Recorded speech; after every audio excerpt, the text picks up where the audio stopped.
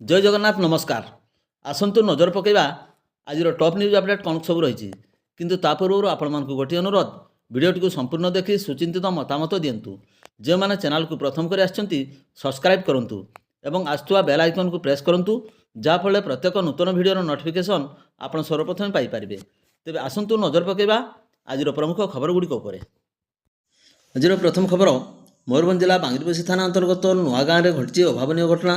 नुआ गाँ ग्रामर जगदीश नायक बयस 40 वर्ष नामक जड़े व्यक्ति घर पाख संपर्कीय दुर्गा सिंह एवं अंजना सिंह पुओ देवाशीष सिंह बयस 7 वर्ष पुतरा को बुलाइबा घर डाकी आनी निज स्कूटी बुलवाक आसुवा बेले एत निशाशक्त अवस्था थिले जे रास्ता उपर कचाड़ी हो पड़ी उभय। नाबालक शिशुटी कचाड़ी हो पड़ू से गुरुतर आहत होते। संपर्कीय दादा निशाशक्त हो निजे सेठारे पड़ता बेले छुआटी को उद्धार करें। रास्तार जाऊा अन्यान्य लोके परिवार को खबर देवार से आसी आंबुलांस जोगे बांगीरपोशी डाक्तरखाना को नहीं आसते। डाक्तर शिशुटी को मृत्यु घोषणा करते। बांगीरपोशी पुलिस घटनास्थल पहुंची स्कूटी जबत करने सह दुर्घटन आहत जगदीश को आनी बांगीरपोशी डाक्तरखाना चिकित्सा कराई। दुर्घटना पर शिशुटी गुरुतर हो मुंड फटा खोलार दीर्घ समय धरी पड़ रही अत्यधिक कष्ट पाई मृत्युवरण कर जमापड़ी। परवर्ती खबर बड़साई थाना अधीन छेलिया बी ग्रामर जड़े नववधू को हत्या अभियोग स्वामी समेत शशुर नाम मामला रुजु होती। अभियोग प्रकाश छेलिया बी ग्रामर संदीप महापात्र पत्नी लुसी निज घरे बेकरे रसी लगे आत्महत्या करथिले। हेले परिवार लोक मैंने उद्धार कर बड़साई गोष्ठी स्वास्थ्य केन्द्र भर्ती करते। सेठारे डाक्तर मृत घोषणा करते।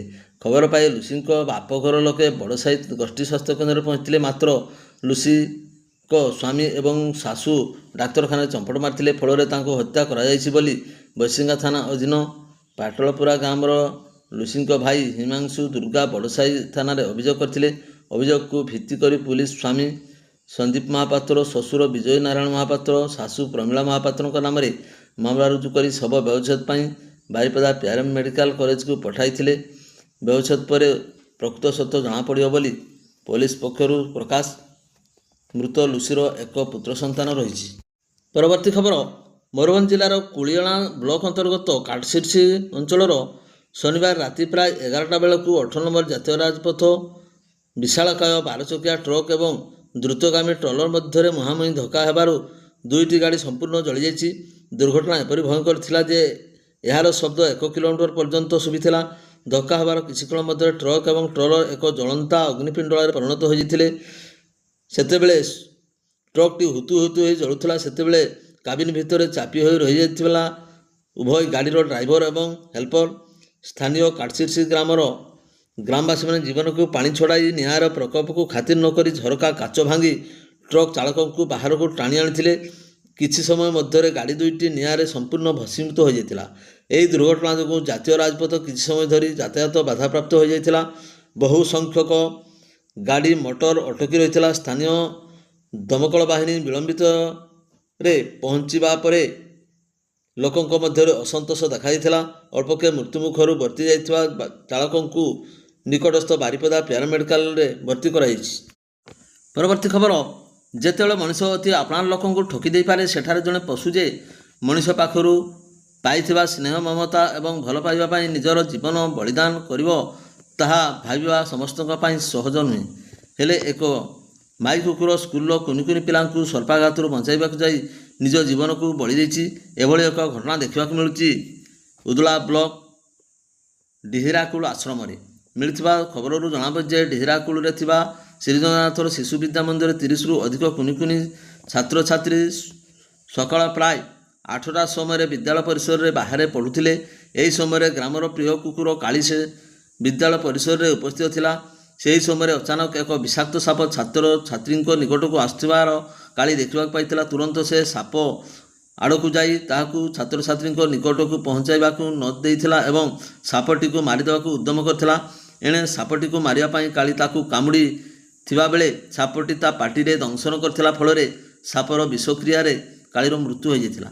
एही खबर जना पड़िया परे ग्रामवासी माने मर्माहत हो पड़थिले एवं रीतिनीति अनुଯାयी कालीर अंतिम संस्कार करथिले। कालीर मृत्यु रे एक टोली रे फूलमाଳ धड़ा लुगा ढांकी शोभायात्रा रे ग्राम परिक्रमा करा जाइथिला। एक गात खोली सेठारे ताकू ପୋତି ଦିଆଯାଇଥିଲା। କାଳୀର ଅନ୍ତିମ ସଂସ୍କାର ଗ୍ରାମର ଯୁବକ ରମେଶ ଚନ୍ଦ୍ର ପୃଷ୍ଟିଙ୍କ ସଂଯୋଜନାରେ ହୋଇଥିବା ବେଳେ ଭାଗୀରଥୀ ସାହୁ, ଦନାର୍ଦ୍ଦନ ପୃଷ୍ଟି, କମଳାକାନ୍ତ ହାତୀ, ସର୍ବେଶ୍ୱର ହାତୀ, ହିମାଂଶୁ ହାତୀ, କୃଷ୍ଣା ଦାସ, ବାଇଦର ସିଂ ଗୁରୁଜୀ, ପ୍ରମୋଦ ସାହୁ ପ୍ରମୁଖ ସହଯୋଗ କରିଥିଲେ। ଛାତ୍ରଛାତ୍ରୀଙ୍କୁ ଏକ ବଡ଼ ବିପଦରୁ ରକ୍ଷା କରିଥିବାରୁ ସବୁଦିନ ପାଇଁ କାଳୀ ସେମାନଙ୍କର ସ୍ମୃତିରେ ରହିବ ବୋଲି କହିଛନ୍ତି ଗ୍ରାମବାସୀ। ପରବର୍ତ୍ତୀ ଖବର, ବାଙ୍ଗିରିପୋଷି ବ୍ଲକ ଅନ୍ତର୍ଗତ ବାଲିଖଣି ଗ୍ରାମ ନିକଟସ୍ଥ ବୃଦ୍ଧା ଶୌଚ ହେବାକୁ ଯାଇଥିବା ବେଳେ ଭାରଦାସଳ ଗ୍ରାମର ପୋଖରୀରେ ବୁଡ଼ିଯାଇ ମୃତ୍ୟୁବରଣ କରିଥିବା ଜଣାପଡ଼ିଛି। ମୃତକ ଜଣକ ହେଉଛନ୍ତି ବାଙ୍ଗିରିପୋଷି ଥାନା ଅନ୍ତର୍ଗତ ବାଲିଖଣି ଗ୍ରାମର ସମରାୟ ହେମ୍ରମ, ବୟସ 60 ବର୍ଷ। ପ୍ରାପ୍ତ ସୂଚନା ମୁତାବକ ଗ୍ରାମ ନିକଟରେ ଥିବା ଭାରଦାସଳ ଗ୍ରାମର ପୋଖରୀକୁ ସମରାୟ ଶୌଚ ହେବା ପାଇଁ ଯାଇଥିବା ବେଳେ ପଡ଼ିଯାଇଥିଲେ। ପରେ ପୋଖରୀରେ ଜଣେ ବୃଦ୍ଧାଙ୍କର ମୃତଦେହ ଭାସୁଥିବାର ଦେଖି ଗ୍ରାମର ଲୋକମାନେ ବାଙ୍ଗିରିପୋଷି ଅଗ୍ନିଶମ ବିଭାଗକୁ ଖବର ଦେଇଥିଲେ। ଅଗ୍ନିଶମ କର୍ମଚାରୀମାନେ ପାଣି ମଧ୍ୟରୁ ଶବ ଉଦ୍ଧାର କରିଥିଲେ। ବାଙ୍ଗିରିପୋଷି ଥାନାରେ ଏକ ମାମଲା ରୁଜୁ କରି ଶବ ବ୍ୟବଚ୍ଛେଦ ପାଇଁ ବାରିପଦା ପିଆର ମେଡିକାଲକୁ ପଠାଯାଇ ଶବ ବ୍ୟବଚ୍ଛେଦ କରି ପରିବାରବର୍ଗଙ୍କୁ ହସ୍ତାନ୍ତରିତ କରାଯାଇଥିଲା। ପରବର୍ତ୍ତୀ ଖବର, କରଞ୍ଜିଆ ବନଖଣ୍ଡ ଦୁଧିଆଣୀ ବନାଞ୍ଚଳ ଅନ୍ତର୍ଗତ ଚାକଡ଼ି ପଞ୍ଚାୟତର ବରମଣ୍ଡା ଗ୍ରାମ ଜଙ୍ଗଲ ରାସ୍ତାରେ ସନ୍ଧ୍ୟାରେ ହାତୀ ହାବୁଡ଼ରେ ପଡ଼ି ଜଣେ ଯୁବକଙ୍କର ମୃତ୍ୟୁ ହୋଇଛି। ଗ୍ରାମ ଶ୍ରୀରାମ କୁଣ୍ଡିଆ, ବୟସ 40 ବର୍ଷ, ଶୁକ୍ରବାର ସନ୍ଧ୍ୟାରେ ନିକଟସ୍ଥ ବାରୁସାହିକୁ ସ୍ୱସ୍ତିକ ଏକ ବାହାଘର ଭୋଜି ଖାଇବାକୁ ଯାଇଥିଲେ। ସନ୍ଧ୍ୟା ପ୍ରାୟ 6ଟା ସମୟରେ ଦୁହେଁ ଚାଲି ଚାଲି ଗ୍ରାମକୁ ଫେରୁଥିଲେ। ଗ୍ରାମ ନିକଟସ୍ଥ ଜଙ୍ଗଲ ରାସ୍ତାରେ ଆଗରେ ଚାଲୁଥିବା ଶ୍ରୀରାମ ଏକ ହାତୀ ହାବୁଡ଼ରେ ପଡ଼ିଯାଇଥିଲେ। ହାତୀ ତାଙ୍କୁ ଶୁଣ୍ଢରେ ଉଠାଇ ଫୋପାଡ଼ିବା ପରେ ଗୋଡ଼ରେ ମାରିଦେଇଥିଲା। ଖବର ପାଇ ବନାଞ୍ଚଳ ଅଧିକାରୀ ମହାବୀର ସିଂ ମୁର୍ମୁ ସଦଳରେ ଘଟଣାସ୍ଥଳରେ ପହଞ୍ଚି ଆହତ ଶ୍ରୀରାମକୁ ଯଶପୁର ଚିକିତ୍ସାଳୟ ନେଇ ଚିକିତ୍ସା କରାଇଥିଲେ। ଅବସ୍ଥା ଗୁରୁତର ଥିବାରୁ ତାଙ୍କୁ କେନ୍ଦୁଝର ମୁଖ୍ୟ ଚିକିତ୍ସାଳୟକୁ ସ୍ଥାନାନ୍ତରିତ କରାଯାଇଥିବା ବେଳେ ରାସ୍ତାରେ ସଂକଟାପନ୍ନ ହେବା ଯୋଗୁଁ କରଞ୍ଜିଆ ଚିକିତ୍ସାଳୟରେ ଭର୍ତ୍ତି କରାଯାଇଥିଲା। ଡାକ୍ତରଙ୍କ ଚିକିତ୍ସାଧୀନ ଅବସ୍ଥାରେ ତାଙ୍କର ମୃତ୍ୟୁ ହୋଇଯାଇଥିଲା। ଚିକିତ୍ସାଳୟରେ ଯଶପୁର ଆଇଆଇସିଙ୍କ ଉପସ୍ଥିତିରେ ଶବର ବ୍ୟବଚ୍ଛେଦ ପରେ ରବିବାର ପରିବାରବର୍ଗଙ୍କୁ ହସ୍ତାନ୍ତରିତ କରାଯାଇଥିଲା। ବନ ବିଭାଗ ପକ୍ଷରୁ ଶ୍ରୀରାମଙ୍କ ଶୁଦ୍ଧିକ୍ରିୟା ପାଇଁ 1 ଲକ୍ଷ ଟଙ୍କା ଏବଂ ବାକି 9 ଲକ୍ଷ ଟଙ୍କା ପ୍ରଦାନ କରାଯାଉଥିବା ନେଇ ବନାଞ୍ଚଳ ଅଧିକାରୀ ଶ୍ରୀ ମୁର୍ମୁ ପ୍ରକାଶ କରିଥିଲେ। ପରବର୍ତ୍ତୀ ଖବର, ମୟୂରଭଞ୍ଜ ଜିଲ୍ଲାର ବିଶ୍ୱବିଖ୍ୟାତ ଶିମିଳିପାଳ ଅଭୟାରଣ୍ୟକୁ ବାହାର ରାଜ୍ୟରୁ ଏକ ଅଣ୍ଡିରା ମହାବଳ ବାଘ ଆସିଥିବା ଜଣାଯାଇଛି। କୌଣସି ରାଜ୍ୟରୁ ଏଠାକୁ ବାଘ ଆସିବା ଶିମିଳିପାଳ ଇତିହାସରେ ପ୍ରଥମ ଘଟଣା ବୋଲି କୁହାଯାଉଛି। ସାଧାରଣତଃ ବିଭିନ୍ନ ସମୟରେ ସାଥୀ ଖୋଜିବା ଉଦ୍ଦେଶ୍ୟରେ ବାଘମାନେ ଗୋଟିଏ ଜଙ୍ଗଲରୁ ଆଉ ଏକ ଜଙ୍ଗଲକୁ ଆସିଥାନ୍ତି। ରହୁଥିବା ସ୍ଥାନରେ ଖାଦ୍ୟାଭାବ ତଥା ନିଜକୁ ଅସୁରକ୍ଷିତ ମନେକଲେ ମଧ୍ୟ ସେମାନେ ଅନ୍ୟ ଜଙ୍ଗଲକୁ ଯାଇଥାନ୍ତି। ଅତୀତରେ ନନ୍ଦନକାନନକୁ ଅନ୍ୟ ସ୍ଥାନରୁ ବାଘ ଆସିଥିବା ନଜିର ରହିଛି, ହେଲେ ଏଠାକୁ କେଉଁ କାରଣରୁ ଏହି ବାଘଟି ଆସିଛି ତାହାର କାରଣ ଖୋଜା ଚାଲିଛି। ମିଳିଥିବା ଖବର ଅନୁଯାୟୀ ଶିମିଳିପାଳ ଏକ ଘଞ୍ଚ ଜଙ୍ଗଲରେ ଶିମିଳିପାଳ ପ୍ରୋଟେକ୍ସନ ଫୋର୍ସ ପାଟ୍ରୋଲିଂ କରୁଥିବା ବେଳେ ଅଣ୍ଡିରା ମହାବଳ ବାଘକୁ ଦେଖିବାକୁ ପାଇଥିଲେ। ସେହି ଅଞ୍ଚଳରେ ନୂଆ ବାଘ ବୁଲୁଥିବାର ଦେଖି ଅଧିକାରୀଙ୍କୁ ଜଣାଇଥିଲେ। ମହାରାଷ୍ଟ୍ରର ବିଦର୍ଭ ଅଞ୍ଚଳର ବ୍ୟାଘ୍ର ପ୍ରକଳ୍ପ ଅଞ୍ଚଳରୁ ଏହା ଆସିଥିବା ଅନୁମାନ କରାଯାଉଛି। କେଉଁଠୁ ଏବଂ କେଉଁ ପରିସ୍ଥିତିରେ ଏହି ମହାବଳ ବାଘ ଶିମିଳିପାଳକୁ ଆସିଛି ବନ୍ୟଜନ୍ତୁ ଗବେଷକମାନେ ଅନୁଧ୍ୟାନ କରୁଛନ୍ତି। ଯଦି ଏହି ବାଘଟି ବାହାର ରାଜ୍ୟରୁ ଆସିଥିବ ତାହେଲେ ଶିମିଳିପାଳ ବାଘର ସଂରକ୍ଷଣ ସୁରକ୍ଷାର ଏକ ଉନ୍ନତ ସ୍ଥାନ ହିସାବରେ ନୂଆ ରେକର୍ଡ ସୃଷ୍ଟି କରିବ। ଯଦି ବାଘଟି ମହାରାଷ୍ଟ୍ରରୁ ଆସିଥିବ ତାହେଲେ ପାଖାପାଖି 1500 କିଲୋମିଟର ଚାଲି ଚାଲି ଶିମିଳିପାଳ ଅଭୟାରଣ୍ୟରେ ପହଞ୍ଚିଥିବ ବୋଲି ଅନୁମାନ କରାଯାଉଛି। ପିସିସିଏଫ୍ ପ୍ରେମ କୁମାର ଝା କହିଛନ୍ତି, ବାଘ ଆସିଥିବା କଥା ସତ, ଏହା ଉପରେ ସ୍ୱତନ୍ତ୍ର ଅନୁଧ୍ୟାନ କରାଯାଉଛି। ପରବର୍ତ୍ତୀ ଖବର, ଜଣେ ସମ୍ପର୍କୀୟଙ୍କୁ ବାଟୋଇ ଦେବାକୁ ବସ୍ଷ୍ଟାଣ୍ଡକୁ ଆସି ଅଜଣା ଗାଡ଼ି ଧକ୍କାରେ ଜଣେ ଯୁବକର ଶୋଚନୀୟ ମୃତ୍ୟୁ ଘଟିଥିବା ବେଳେ ଅନ୍ୟ ଜଣେ ଗୁରୁତର ଆହତ ହୋଇଥିବା ଜଣାଯାଇଛି। ଘଟଣାରୁ ପ୍ରକାଶ 59 ନମ୍ବର ଜାତୀୟ ରାଜପଥ ବିଶୋଇ ଥାନା ଅଞ୍ଚଳ ମଣଦା ଫାଣ୍ଡି ଅଧୀନସ୍ଥ ବଡ଼ମଣଦା ବସ୍ଷ୍ଟାଣ୍ଡକୁ ସାନମଣଦା ଗ୍ରାମର ବିକାଶ ଚନ୍ଦ୍ର ଗିରିଙ୍କ ପୁଅ ଚିନ୍ମୟ କୁମାର ଗିରି, ବୟସ 21 ବର୍ଷଙ୍କ ଜିତେନ୍ଦ୍ର ନାଥ ଗିରିଙ୍କ ପୁଅ ଶୁଭେନ୍ଦୁ କୁମାର ଗିରି, 24 ବର୍ଷ ବାଇକ୍ ଯୋଗେ ଜଣେ ସମ୍ପର୍କୀୟ ବସ୍ଷ୍ଟାଣ୍ଡକୁ ଛାଡ଼ିବା ପାଇଁ ଆସିଥିଲେ।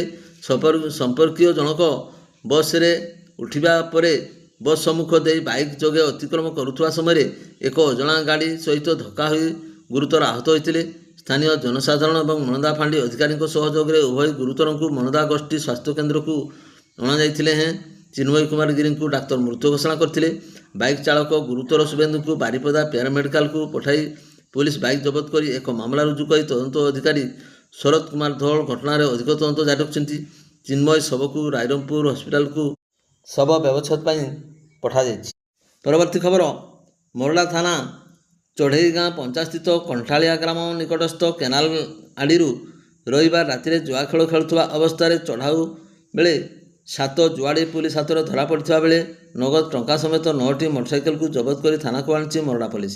ମିଳିଥିବା ସୂଚନା ଅନୁସାରେ ସୁଳିଆପଦା ଏବଂ ମରଡ଼ା ଥାନା ସୀମାନ୍ତବର୍ତ୍ତୀ କେନ୍ଦୁରିଆ ଉପକଣ୍ଠ କଣ୍ଟାଳିଆଠାରେ ଜୁଆ ଖେଳ ହେଉଥିବା ସମ୍ପର୍କରେ ବିଶେଷ ସୂତ୍ରରୁ ଖବର ପାଇ ମରଡ଼ା ଥାନା ଅଧିକାରୀ ସୁମିତ କୁମାର ଶରଣଙ୍କ ନିର୍ଦ୍ଦେଶ କ୍ରମେ ଏଏସ୍ଆଇ ମୋହନ କୁମାର ସାହୁ ସଦଳବଳେ ରବିବାର ରାତିରେ ଚଢ଼ାଉ କରିଥିଲା। ପୁଲିସକୁ ଦେଖି ଜୁଆ ଖେଳରେ ମାଷ୍ଟର ମାଇଣ୍ଡ ଫେରାର ହେବାକୁ ସକ୍ଷମ ହେଉଥିବା ବେଳେ ତାଙ୍କୁ ଧରିବାକୁ ପୁଲିସର ଜାଲ ବିଛାଯାଇଥିଲା।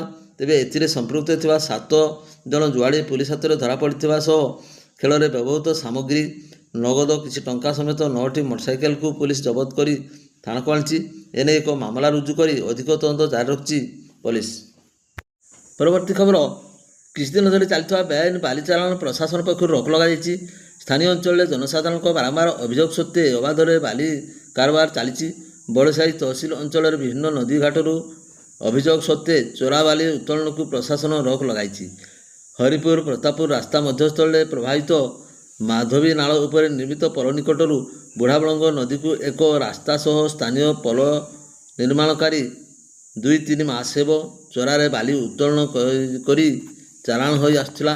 ଉକ୍ତ ଘଟଣାକୁ ନେଇ ଚନ୍ଦ୍ରମୋହନ ସିଂ, ସୁଶାନ୍ତ ସିଂ, ସୃଷ୍ଟିଧର ମହାପାତ୍ର, ଅଜୟ ସିଂ, ଲକ୍ଷ୍ମୀଧର ପଣ୍ଡିତ ପ୍ରମୁଖ ସ୍ଥାନୀୟ ଗ୍ରାମବାସୀ ବାରମ୍ବାର ଅଭିଯୋଗ କରି ଆସୁଥିଲେ। ଜିଲ୍ଲା ଖଣି ଅଧିକାରୀଙ୍କ ସହ ସ୍ଥାନୀୟ ବଡ଼ସାହି ଅତିରିକ୍ତ ତହସିଲଦାର ଉକ୍ତ ନଦୀ ପଠାରେ ପହଞ୍ଚି ବେଆଇନ ବାଲି ଖାଦାନକୁ ସଂଯୋଗ କରୁଥିବା ଅସ୍ଥାୟୀ ରାସ୍ତାକୁ ଜେସିବି ଲଗାଇ ବିଚ୍ଛିନ୍ନ କରିଥିଲେ। ଏନେଇ ଖଣି ବିଭାଗ ପକ୍ଷରୁ କାହାରିକୁ ଗିରଫ କରାନଯାଇଥିବା ପ୍ରକାଶ। ପରବର୍ତ୍ତୀ ଖବର, ବହଳଦା ବ୍ଲକର ଗମ୍ଭାରିଆ ଗ୍ରାମରେ ଅପରାହ୍ନରେ କାଳବୈଶାଖୀ ଜନିତ ବର୍ଷା ପବନ କୁଆପଥର ମାଡ଼ରେ ବ୍ୟାପକ କ୍ଷୟକ୍ଷତି ଘଟିଛି। ଗ୍ରାମର ଅନେକ ଲୋକଙ୍କର ଘରର ଛାଉଣି ଉଡ଼ିଯାଇଛି। କିଛି ସ୍ଥାନରେ କାନ୍ଥ ଭାଙ୍ଗିଯାଇଛି। ଟିଣ ଛାଉଣି ଉଡ଼ିଯାଇଛି। ଚିତ୍ତରଞ୍ଜନ ମହାନ୍ତ, ବିଶ୍ୱରଞ୍ଜନ ମହାନ୍ତ, ଏସ୍.କେ. ଫରିଦା, ସାହିଦା ବେଗମଙ୍କ ଭଳି କିଛି ଲୋକଙ୍କ ଘର ବ୍ୟାପକ ରୂପେ କ୍ଷୟକ୍ଷତି ହୋଇଛି ବୋଲି ଖବର ମିଳିଛି। କ୍ଷୟକ୍ଷତିର ସମ୍ପୂର୍ଣ୍ଣ ବିବରଣୀ ଓ କାଳବୈଶାଖୀ ଯୋଗୁଁ ପ୍ରଭାବିତ ହୋଇଥିବା ପରିବାର ସବିଶେଷ ତଥ୍ୟ ମିଳିପାରିନାହିଁ। ପରବର୍ତ୍ତୀ ଖବର, ବେତନଟୀ ବ୍ଲକର ବିଡ଼ିଓ ସୁଶାନ୍ତ କୁମାର ସୁତା ନିଲମ୍ବିତ ହୋଇଥିବା ଜଣାପଡ଼ିଛି। ପୂର୍ବରୁ ସେ ଚାନ୍ଦବାଲିରେ ସବ୍ ଟ୍ରେଜେରୀ ଅଫିସର ଥିବାବେଳେ ଆର୍ଥିକ ଅନିୟମିତତା ପାଇଁ ବଦଳି ହୋଇଥିଲେ ମଧ୍ୟ ମାମଲା ସରକାରଙ୍କର ବିଚାରାଧୀନ ରହିଥିଲା। ରାୟ ପ୍ରକାଶ ପାଇବା ପରେ ରାଜସ୍ୱ ବିଭାଗ ତରଫରୁ RDM 15756 15/4/2024 ମୂଳେ ତାଙ୍କୁ ଚାକିରିରୁ ନିଲମ୍ବିତ କରାଯାଇ ବ୍ରହ୍ମପୁର RDCଙ୍କ କାର୍ଯ୍ୟାଳୟରେ ଅବସ୍ଥାପିତ କରାଯାଇଛି। ବିଚାର ସମ୍ପୂର୍ଣ୍ଣ ନ ହେବା ପର୍ଯ୍ୟନ୍ତ କାର୍ଯ୍ୟାଳୟରେ ଉପସ୍ଥାନ ପକାଇବାକୁ ନିର୍ଦ୍ଦେଶ ଦିଆଯାଇଛି। ଆଉ ଏକ ଖବର ମୁତାବକ ବେତନଟୀ ୟୁକୋ ବ୍ୟାଙ୍କରେ ବିଡ଼ିଓଙ୍କ ଜାଲଦସ୍ତ କରୁଥିଲେ 2,26,00,000 ଟଙ୍କା ଆତ୍ମସାତ ଘଟଣାକୁ ମଧ୍ୟ ସରକାର ବିଚାରକୁ ନେଇଥିବା ପ୍ରକାଶ।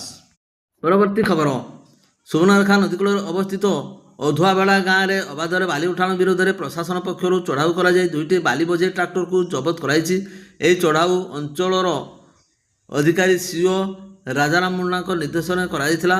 ଜବତ ଟ୍ରାକ୍ଟରକୁ ବହଡ଼ାଗଡ଼ା ଥାନା ପ୍ରାଙ୍ଗଣରେ ସୁରକ୍ଷିତ ଭାବରେ ରଖାଯାଇଛି। ଏଠାରେ ପ୍ରତ୍ୟହ ଭୋରରୁ ଆରମ୍ଭ ହୁଏ ଅବାଧ ବାଲି ଉତ୍ତୋଳନ। ମାଫିଆମାନେ ଟ୍ରାକ୍ଟର ମାଧ୍ୟମରେ ବାଲି ଲୋଡ଼ିଂ କରି ବିଭିନ୍ନ ସ୍ଥାନକୁ ଯୋଗାଇଥାନ୍ତି। ବହଡ଼ାଗଡ଼ା ବଜାର, ଚାକୁଳିଆ ସହ ଆଖପାଖ ଅଞ୍ଚଳରେ ଖୋଲାଖୋଲି ବାଲି ବିକ୍ରି ହେଉଛି। ଫଳରେ ସରକାରଙ୍କ ତହବିଲକୁ କିଛି ରାଜସ୍ୱ ଆସୁନି, ବରଂ କ୍ଷତି ହେଉଛି। ଅଞ୍ଚଳ ଅଧିକାରୀ ରାଜାରାମ ମୁଣ୍ଡା କହିଛନ୍ତି, ଟ୍ରାକ୍ଟର ମାଲିକଙ୍କ ବିରୋଧରେ ମାମଲା ରୁଜୁ ପ୍ରକ୍ରିୟା ଆରମ୍ଭ ହୋଇଛି। ଅବାଧ ବାଲି ଉଠାଣକୁ ଦୃଢ଼ ହସ୍ତରେ ଦମନ କରାଯିବ। ପରବର୍ତ୍ତୀ ଖବର, ସନ୍ଧ୍ୟାବେଳେ ରାଇରଙ୍ଗପୁର ସହର ଏବଂ ଆଖପାଖରେ ହୋଇଥିବା ବଜ୍ରପାତ ସହିତ ଘୂର୍ଣ୍ଣିଝଡ଼ରେ ବ୍ୟାପକ କ୍ଷତି ଘଟିଛି। ଅଣାଡୁଆ ପାଣି ଟାଙ୍କି ନିକଟ ମୁଖ୍ୟ ରାସ୍ତା ଉପରେ ଗଛର ଡାଳ ଭାଙ୍ଗି ତାର ଉପରେ ଝୁଲି ପଡ଼ିଥିବା ଦେଖିବାକୁ ମିଳିଛି।